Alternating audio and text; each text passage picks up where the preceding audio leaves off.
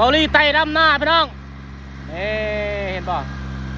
พี่น้อง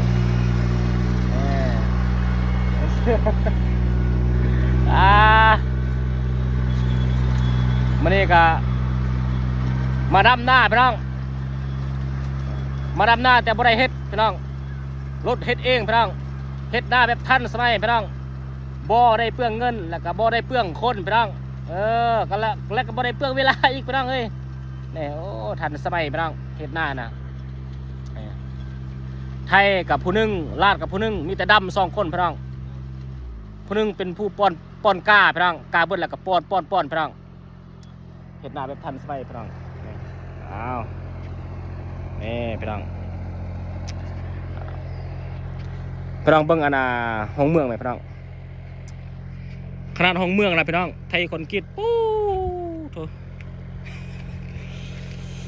โอ้ยเนาะอีกอย่างก็ทันสมัยแล้วก็พัฒนาเฮ็ดอีกอย่างก็สะดวกสบาย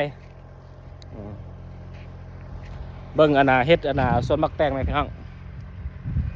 นี่เห็นบ่ใส่หาเอาจะดี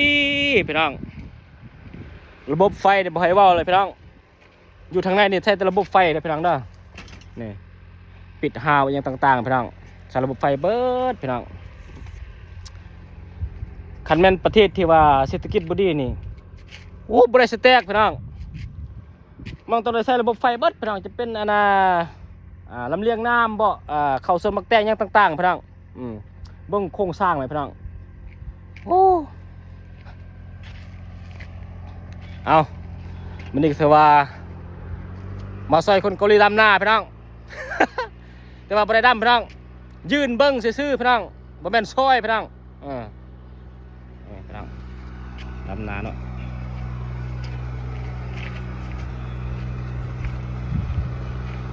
เกี่ยวกับเอารถเกี่ยวพี่น้องสบายทุกอย่างถือว่าทันสบายเบิดเอาอย่าลืมฝาก